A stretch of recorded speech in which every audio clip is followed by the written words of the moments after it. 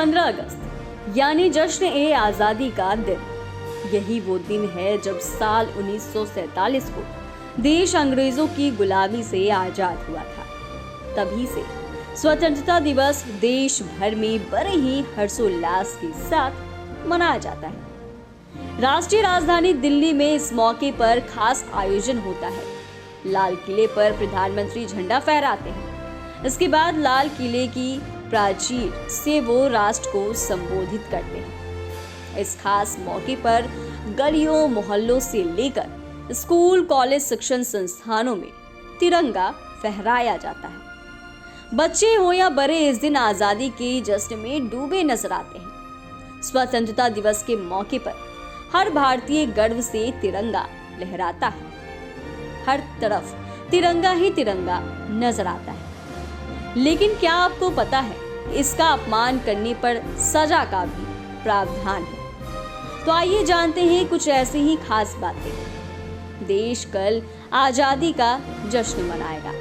देश में हर घर तिरंगा अभियान भी चल रहा है। तिरंगा हर भारतीय के लिए गर्व और शान की बात है। तिरंगे के बारे में भी कई रोचक तथ्य हैं जो अक्सर यूपीएससी, एमपीपीएससी, यूपीपीएससी समेत कई प्रतियोगी परीक्षाओं में पूछे जाते हैं। भारत के नागरिक आम दिनों में भी अपने घर या ऑफिस पर तिरंगा फहरा सकते हैं। इसकी अनुमति उन्हें 22 दिसंबर 2002 को मिली।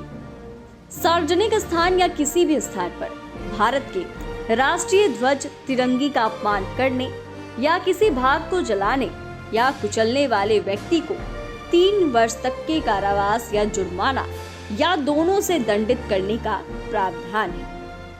22 जुलाई 1947 को तिरंगे को भारत के राष्ट्रीय ध्वज के रूप में अपनाया गया।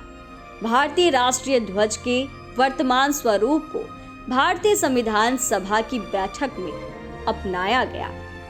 भारत के पहले प्रधानमंत्री पंडित जवाहरलाल नेहरू ने स्वतंत्रता दिवस के मौके पर लाल किले पर पहली बार तिरंगा फहराया था।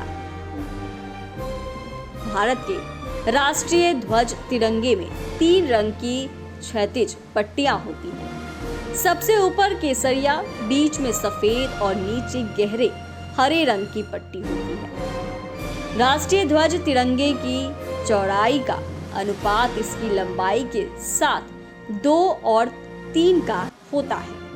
भारतीय राष्ट्रीय ध्वज में बने चक्र को विधि का चक्र कहते हैं। इसे मौर्य सम्राट अशोक के बनाए गए सारनाथ मंदिर से लिया गया है। भारत के राष्ट्रीय ध्वज तिरंगे में सफेद पट्टी के बीच में गहरे नीले रंग का एक चक्र होता है, जिसका व्यास लगभग सफेद पट्टी की चौड़ाई के बराबर होता है और उसमें 24 तिलियां होती हैं। अगर आप ध्वजारोहण के लिए जा रहे हो तो जरूरी नियम जानना जरूरी है।